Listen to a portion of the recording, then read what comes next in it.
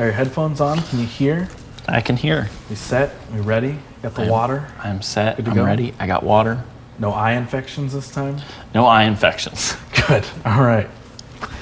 All right, what's up, everybody? Welcome back to the What You Don't Hear podcast. And of course, it is a wonderful Friday, or I guess whenever you're listening to this, it's a wonderful day. But this is a 15-minute Friday. This is the short form version of the What You Don't Hear podcast, where I have a guest back on, and we talk about subject-specific topics around things that I know we can chat about, things that I know we can rant about in the hopeful efforts to send you into your weekend or into the next week, or whenever you find the pleasure in listening to this, send you out with some solid advice or some fun educational points, or maybe we just sound like fools.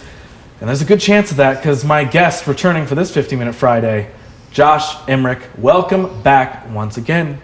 Thanks for having me back, as always. As always, for these million 15-minute Fridays I think we've done at this point. But yeah. I think it's no secret at this point.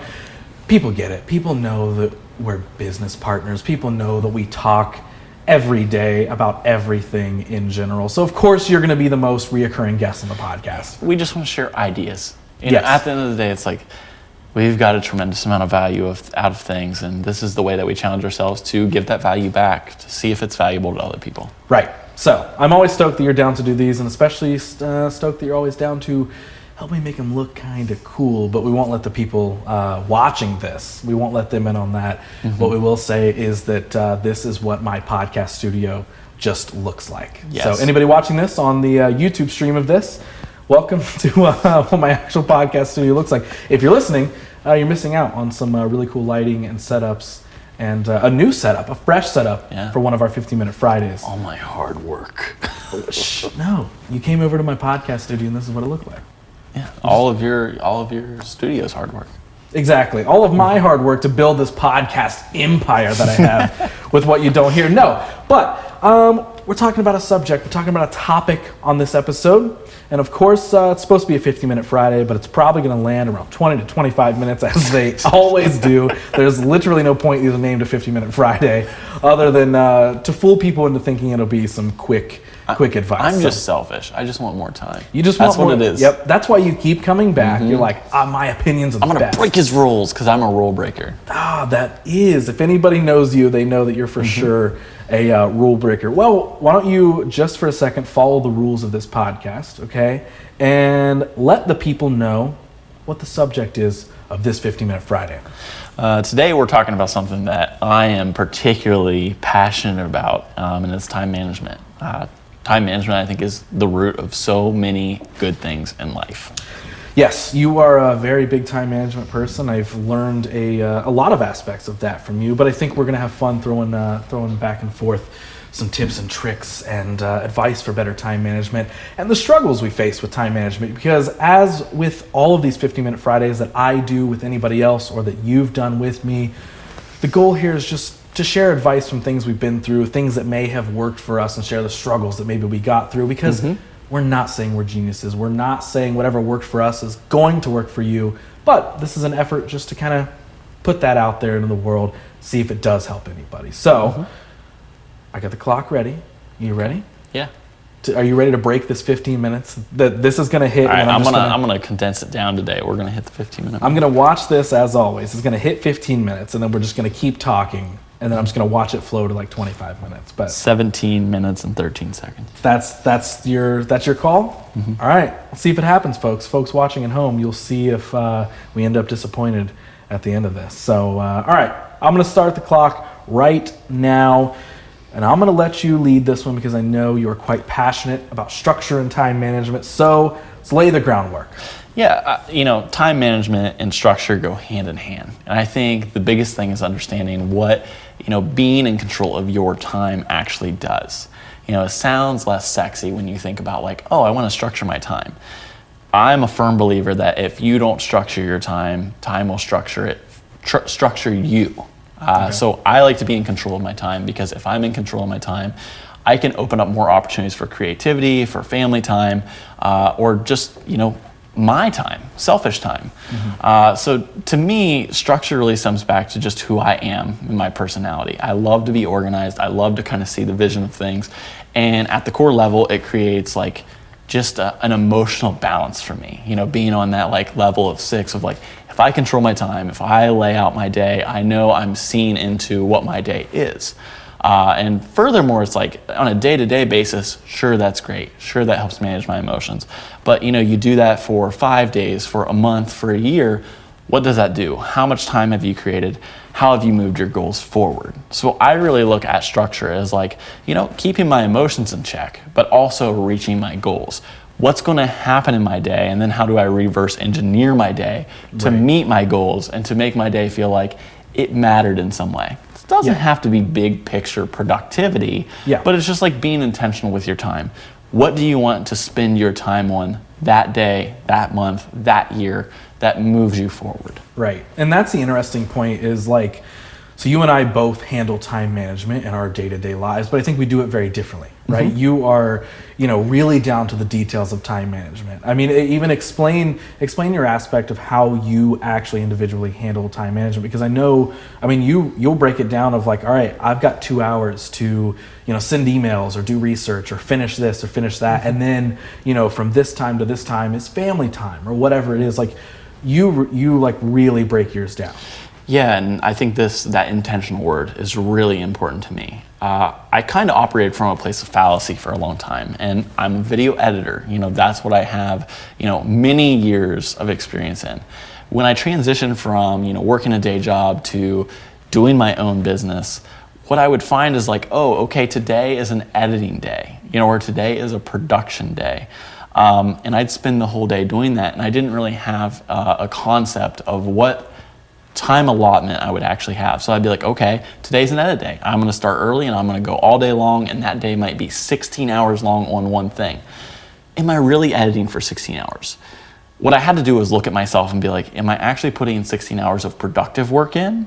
Or am I just like passing time, getting bored, distracting myself and saying, today's an edit day. So as long as I'm sitting in the office, that means I'm productive today. Right. For me, I started looking at like, well, I really do value spending time with my family. So if I could clock out at 5 o'clock every day, then I'm actually saying that family matters to me. And that's personally important to me. But are my actions following suit with that? Right. So time management really does lay down to like, if I'm going to set time aside for editing or for proposals or for production or for time with my wife or my family, I need to be intentional about that. I need to follow suit with that. And if I'm going to say time management's important, how do I actually manage my time to meet the values that I personally carry? So now really breaking that down is like calendars. You know, like I feel like you didn't care as much about calendars until I really started like, we need to put things on the calendar because once it's there, it's real. Right. You know, I map out my day sometimes by 15-minute increments, sometimes by an hour, sometimes by bigger blocks. It depends on what I'm really trying to achieve. And what I'm doing is I'm actually setting a goal and I'm racing against the clock. And I am really like energized when I beat the clock or when I see like, oh wow, I didn't think this thing in like 4 hours was possible in 4 hours. And I get it done in 3.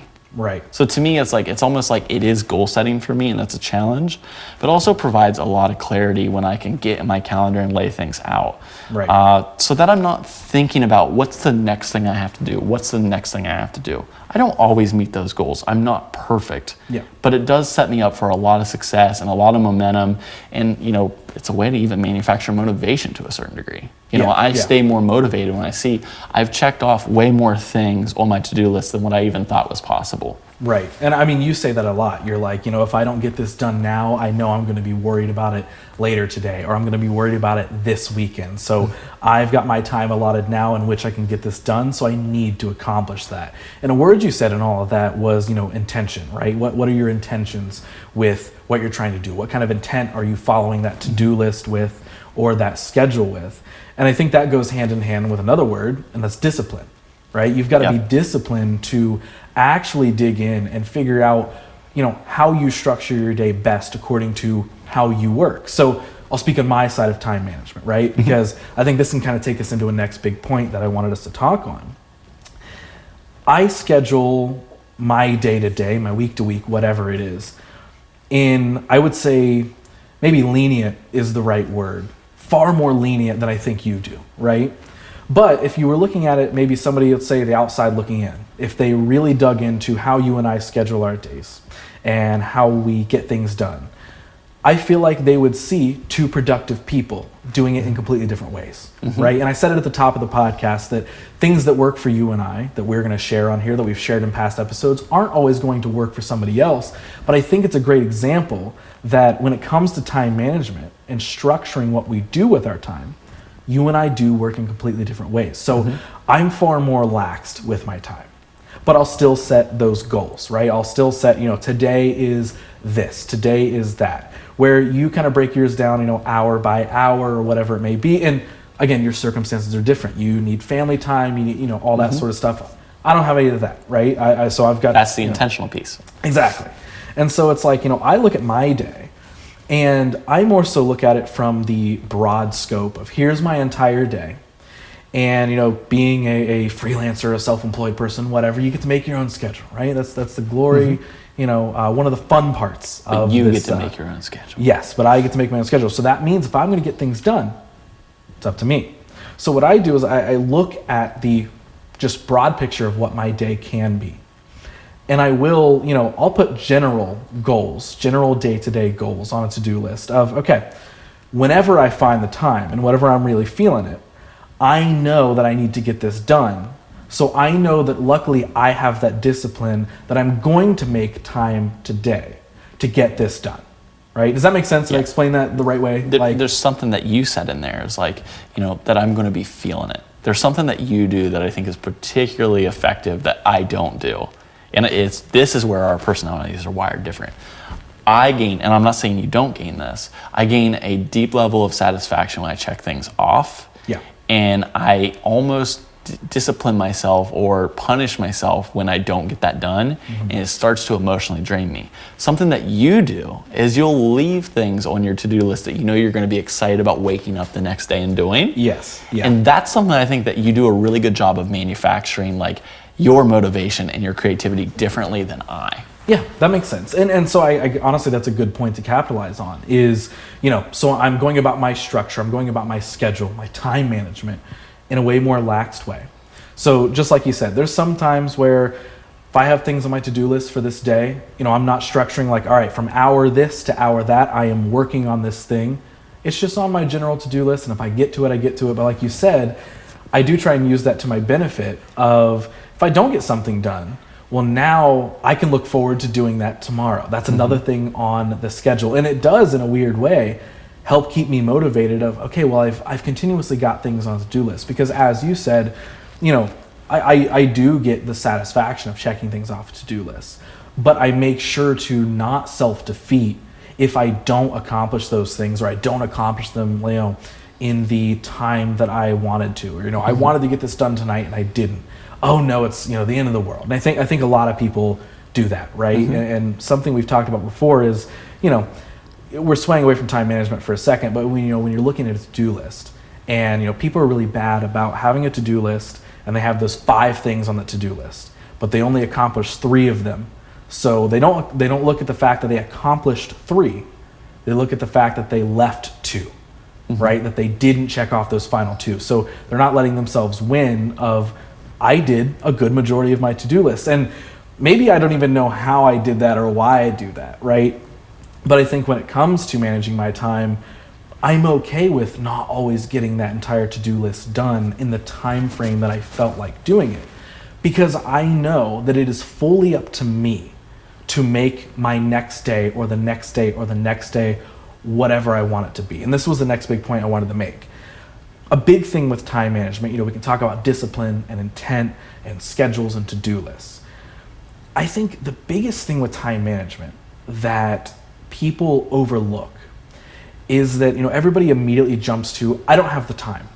Oh, I would have done that, but I didn't have the time, right? And I couldn't make the time, blah, blah, blah, blah. And that's just it right there. Take a step back, and what I would love for people to start doing is stop just looking at the fact that, I didn't have the time, and more so look at it in, did you make the time? So the answer most of the time is no, you did not make the time to do that. Because again, you could sit so often and be like, well, I wanted to spend my day with my family and I had that urgent revision to do on a video edit.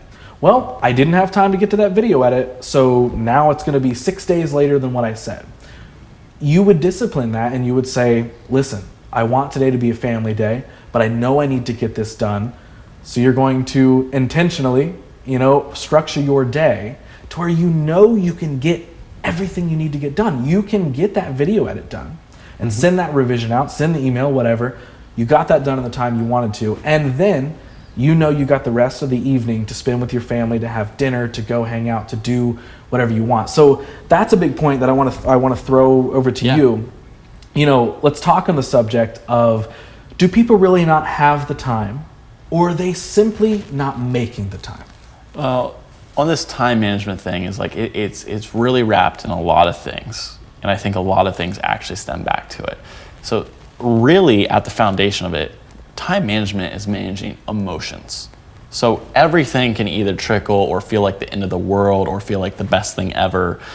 So to me, it's like it really is managing my emotions. When I am saying that I am a family-oriented person and that I'm going to make the time, I'm not doing that just on a whim of it's 3 p.m. and at 5 p.m. I want to make it a family night. I'm doing that, for me, very practically, Sunday. I'm mapping out my full week. So it's not by surprise of like the revisions came up today. Those revisions came up plenty of time, and I have plenty of time to manage those. Right. Manage that time, to lay that out. Which day of the week is best for this? Right. So for me, I love single tasking. I understand that my brain is wired a certain way. This seems like a tangent, but this is time management. This is finding like the time for a task that is similar. So if I'm editing, like I'm not just getting one project done. I might not even be doing one type of edit. Like creative editing and building a story is different than organizing and building like the base of something. So to me, single tasking is how you actually create the most space of like, hey, if I have 4 projects, then today is 4 projects that need revisions. I'm going to do revisions all day because I'm in that headspace. So what day of the week is that going to happen on? How am I going to map out my week to be successful? Right. And so I just wanted to jump in and something you're saying there is, sure, you're making the time to do these sort of things, but that's really what it is, it's not about not having the time or not, it really just does come down to, are you making the time to make those things happen? Because your example, let's say you've got, those 4 video edit revisions, you've got all that sort of stuff. You could sit and be like, I have all this to do, I don't have any time, but you're choosing to make those tasks and make the most of the time you do have. I think that's another huge point. Reducing the shifting of gears. Right. That makes that, like, single tasking things has been one of the biggest like life hacks for me of like, time management is a very complex subject. It's not super simple. It's not one thing of like, oh, just put it in your schedule. Like, it is literally like, what are your values and how are you working towards those values? Even making a to-do list, like being something we always talk about is like, instead of being reactionary to those revisions, to that proposal that you got to get out, to that email that you need to send, create the space. Like for me, in the morning, that's when my headspace is more creative with writing. So like, I'm not going to write at 10 p.m. and write well. But if it's like 7 to like 9 o'clock in the morning, that's my time for that. So it's like, how does my day even map out? Like, how does my brain chemistry work in a sense to like, where's my brain going to be most maximized for these types of tasks? And then hacking my day that way, hacking my week that way. Like, what is your week composed of? Set a day aside to look at like, what does a successful week look like? And then how do I reverse engineer each day? This doesn't have to be that complicated. Like you can look at it like hyper focused like me, but for me, I get a deep level of satisfaction and motivation and like the emotional drive when I'm beating my own goals. And that's not necessarily time management. That is emotional hacking for me.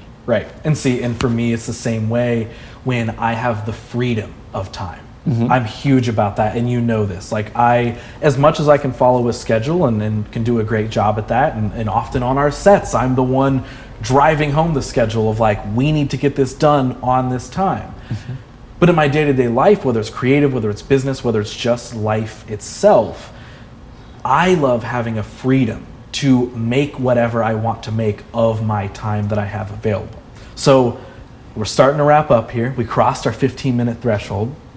I think the big takeaways that I would love for someone to just, those one-liners that I would love for someone to just really ingest is, think about the fact of, do you not have the time, or are you simply not choosing to make the time? It really does come down to that self-discipline that sometimes is hard to find. It's hard to look inward and really check yourself, right? Am I actually not making the time for these things? And then the extra layer deeper after that is, are you making the most of the time you do have? There's a whole part of this that, we could have talked about, back when we worked retail job together. And, we could sit and we can complain that we had to stock shelves all day and help customers and sell things that realistically in our, real lives, we didn't really care about doing. But we wanted to do a good job, of course. But we still managed our time well, because when we worked together, we would get both our actual jobs done and talk about all our creative ventures that we wanted to do and proactively plan for the moment that we got off work that we could go work on. So we still carry that even into our work today. Right. It's because you and I, as many... That's a routine. That's a whole nother subject. Right. And for as many 15-minute Fridays as we've sat down and recorded together, you and I aren't around each other all the time, right? We really aren't. So I think you and I have found a great way of time managing together for when we are around each other. We make the absolute most of that time. We're planning, we're ideating, we're talking about future projects, upcoming projects, getting everything off our chest that we need to get up, and just go over all of those points. So again, it's like we're making the most of the time we do have. We could sit and be like, oh, we're never around each other. We can't get anything done. We have no other way of communication. So those are the big things. That is learn to just not complain about not having time.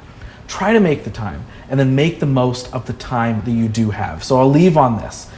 One other thing I want people to remember is when we're complaining about time and we're saying we can't get something done, right?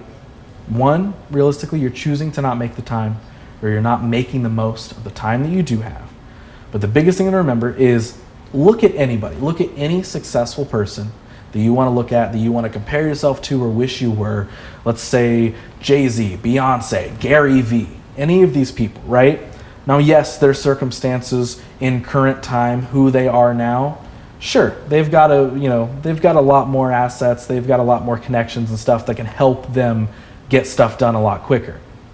But how did they get there? By making the most of their time. And when you look at that, right, whatever they're doing day to day now, it doesn't matter what circumstances they may have that are better than you. At some point, they use their time wisely to get where they wanted to be.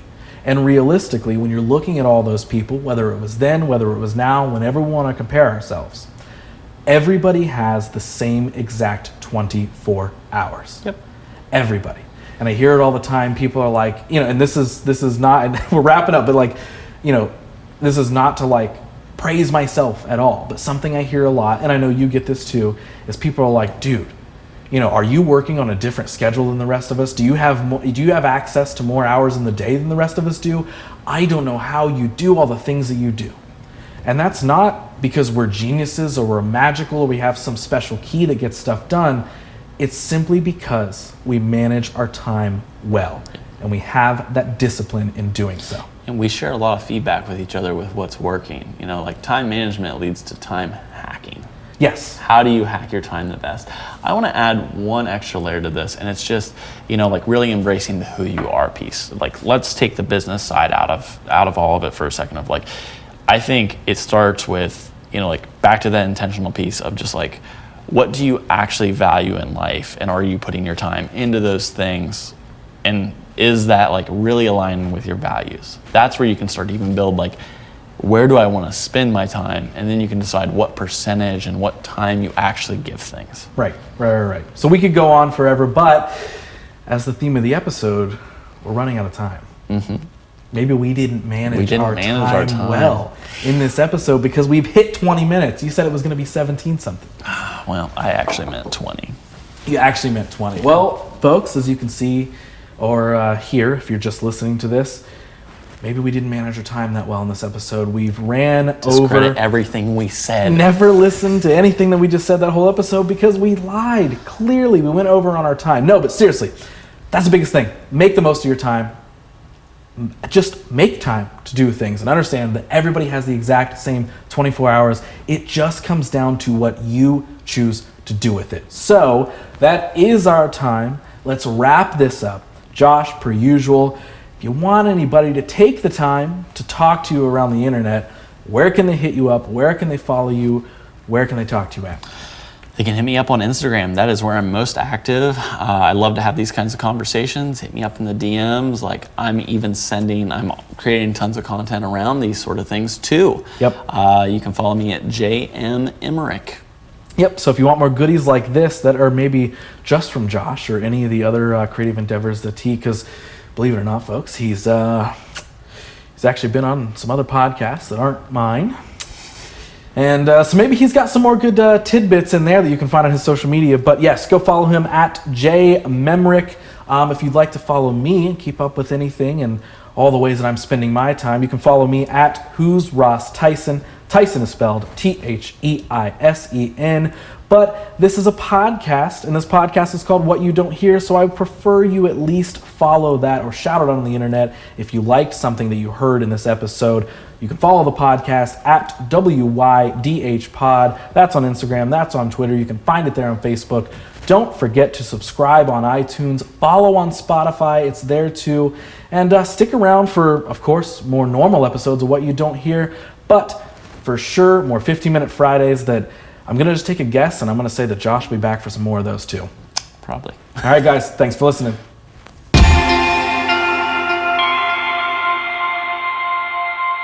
Yeah, I'm happy with it. I think it's the tip of the iceberg. Like, while we were doing, I was like, man, this can really go. Did you cut the camera? Did you cut the camera, or are you peeing on the camera with your audio also connected? That is definitely, that's getting edited in at the end of this episode. Incredible. I'm Josh.